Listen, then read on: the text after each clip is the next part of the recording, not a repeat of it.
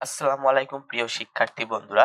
HSC 2024 ICT পরীক্ষার final suggestion আজকের ভিডিওটাতে আমরা তোমাদের কাছে শেয়ার করব।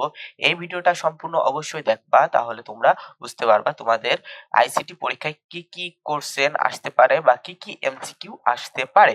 ঠিক আছে, সর্বপ্রথম আমরা এমসিকিউ নিয়ে আলোচনা করব। এমসিকিউ তথ্য যোগাযোগ প্রযুক্তি প্রথম অধ্যায়ে তথ্য যোগাযোগ প্রযুক্তি যে চ্যাপ্টার রয়েছে সেই চ্যাপ্টারের এগুলা সব এমসিকিউ তোমরা ভালোভাবে দেখো এবং নোট করে নিও।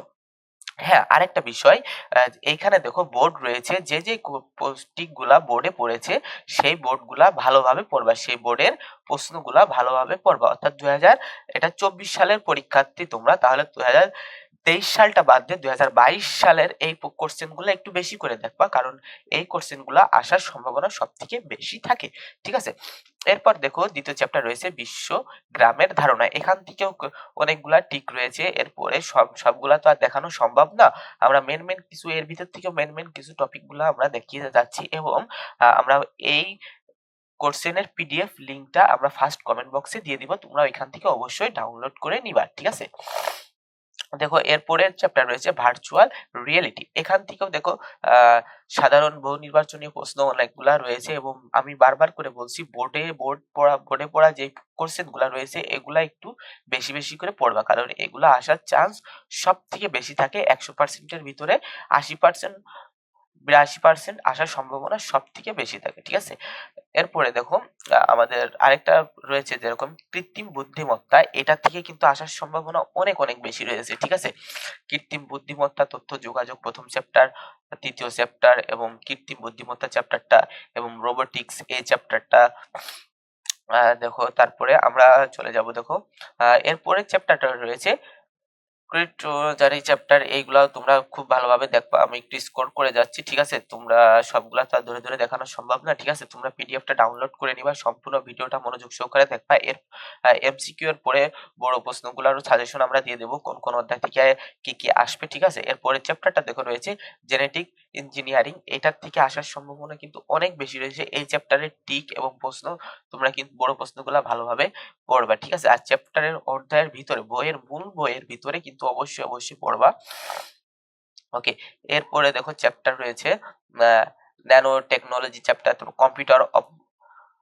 এই কম্পিউটার চ্যাপ্টারটা তোমরা কিন্তু অবশ্যই ভালো করে পড়বা। ন্যানো টেকনোলজি একটু দেখলে হবে, কিন্তু সব থেকে বেশি আমি আবারও বলছি, দেখো এইটা কিন্তু দুই বোর্ডে পরপর দুইটা 16 এবং 17 দুইটাই কিন্তু পড়ছে, একটা যশোর বোর্ডে, কুষ্টিয়া বোর্ডে, আবার বরিশাল বোর্ডে। ঠিক আছে, আমি এই জন্য বারবার করে বলছি তোমরা বোর্ডে পড়া প্রশ্নগুলো কিন্তু বেশি বেশি করে খেয়াল করবা, বেশি বেশি করে পড়বা। ঠিক আছে প্রিয় শিক্ষার্থী বন্ধুরা, তাহলে অবশ্যই তোমরা ভালো ফলাফল A+ নিশ্চিন্তে পেয়ে যাবা আইসিটিতে। ঠিক আছে, অধিকাংশ মানুষেরই ইংলিশ এবং আইসিটি এই দুইটা সব থেকে হার্ডই হয়ে থাকে। আইসিটিটা প্রথম দিক থেকে সহজ মনে হলেও শেষের দিকে পরীক্ষার সময় যে কিন্তু কঠিন হয়ে যায়।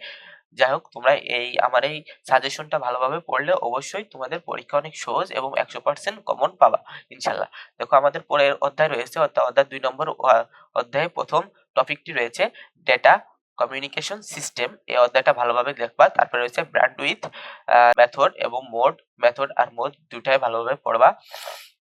আর ঠান্ডার সমস্যা, তো এই জন্য আজকে কথা বলতে একটু অনেক অসুবিধা হচ্ছে। যাই হোক, তোমাদের জন্য কষ্ট করে ভিডিও বানাচ্ছি, তোমরা অবশ্যই কিন্তু একটু সাবস্ক্রাইব আর লাইক শেয়ার করে তোমাদের বন্ধুদের কাছে পৌঁছে দিবা। ঠিক আছে, এরপরের টপিক 2 রয়েছে, দেখো ডেটা কমিউনিকেশন মিডিয়া, অর্থাৎ কেবল অধ্যায়।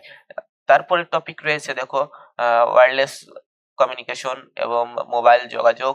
এগুলা সব ভালোভাবে তোমরা পড়বা এবং আমি বারবার করে বলছি বোর্ডের প্রশ্নগুলো একটু বেশি বেশি করে পড়বা। ঠিক আছে, বোর্ডে পড়া প্রশ্নগুলো একটু বেশি বেশি করে পড়বা। ওকে, তাহলে এখানেও অনেকগুলা রয়েছে এবং আমি বলি টিক সব থেকে বেশি পড়বা প্রথম অধ্যায়, দ্বিতীয় অধ্যায়, কারণ প্রথম অধ্যায় থেকে, দ্বিতীয় অধ্যায় থেকে এবং সর্বশেষ অধ্যায় পঞ্চম অধ্যায় এবং চতুর্থ অধ্যায়, এই কয়টা অধ্যায় থেকে আসার সম্ভাবনা কিন্তু অনেক অনেক বেশি। ঠিক আছে, কারণ প্রতি বছর বোর্ডে এই কয়টা অধ্যায় থেকে সব থেকে বেশি এমসিকিউ করা হচ্ছে। ঠিক আছে, আচ্ছা এইগুলো আমাদের হচ্ছে এমসিকিউ এর হচ্ছে যে সাজেশন। হ্যাঁ, আরেকটা বিষয় আছে এইচটিএমএল। তারপরে হচ্ছে যে আরেকটা অধ্যায় রয়েছে, কয়টা যেন web design, HTML, web design, পরিচয় এইগুলা একটু ভালোভাবে পড়ে যাবা, ঠিক আছে? এবং আমরা এরপরে চলে যাব সিকিউ এর অধ্যায়গুলো। চ্যাপ্টার 1 এ সিকিউ এর গুরুত্বপূর্ণ টপিক রয়েছে ভার্চুয়াল রিয়েলিটি, তারপর অপটিমাইজেশন, তারপর এরপরে এগুলো 6টা রয়েছে। চ্যাপ্টার 1 এ 6টা টপিক রয়েছে এবং চ্যাপ্টার 2 তে রয়েছে টোটাল 6টা টপিক। এর ভিতরে হচ্ছে যে সবথেকে যেগুলো হচ্ছে 4 স্টার দেয়া এগুলা একটু বেশি বেশি করে পড়বা, ঠিক আছে? যেগুলো দেখো 4 স্টার দেয়া এই অধ্যায়গুলো সবথেকে একটু বেশি বেশি করে পড়বা। চ্যাপ্টার 3 তে পার্ট 1 এ সংখ্যা পদ্ধতি, এই সংখ্যা পদ্ধতি টিক এবং এমসিকিউ এবং আহ টিক আর এমসিকিউ আর হচ্ছে এইচটিএমএল অধ্যায়, এই দুইটা অধ্যায় একটু বেশি বেশি করে তোমরা পড়ে যাবে, ঠিক আছে প্রিয় শিক্ষার্থী বন্ধুরা? দেখো হচ্ছে সংখ্যা পদ্ধতি থেকে দুইটা টপিক দিয়েছে এবং চ্যাপ্টার 3 থেকে ডিজিটাল থেকে রয়েছে 5টা চ্যাপ্টার এবং চ্যাপ্টার 4 থেকে রয়েছে 2টা এবং 3, 4, 6টা রয়েছে। এর ভিতরে স্টার দেওয়া রয়েছে কয়টা স্টার? 4 স্টার রয়েছে। হ্যাঁ, 4 স্টার রয়েছে, 6টাই 4 স্টার, সরি 5টা 4 স্টার, 3 নম্বরটা বাদে HTML কোডেড। ওকে, চ্যাপ্টার 5 এ রয়েছে দেখো 8টা এবং দুই দুই হচ্ছে যে প্যারাগ্রাফ, সি প্যারাগ্রাফ, এর ভিতরে রয়েছে 7টা। ওকে, ঠিক আছে? এই আমি যে সাজেশন গুলা দিলাম কষ্ট করে হলেও তোমরা একটু ভালোভাবে পড়বা। আর আমার ঠান্ডার জন্য আজকের ভিডিওটা একটু বেশি ভালো করতে পারি নাই, তার জন্য অনেক অনেক দুঃখিত প্রিয় শিক্ষার্থী বন্ধুরা। পরের ভিডিওটা ইনশাল্লাহ অনেক ভালো হবে, ভালোভাবে করার চেষ্টা করব। নেক্সট ভিডিও দেখার জন্য সবাই একটু লাইক অ্যান্ড সাবস্ক্রাইব অবশ্যই করে দিবা। আল্লাহ হাফেজ।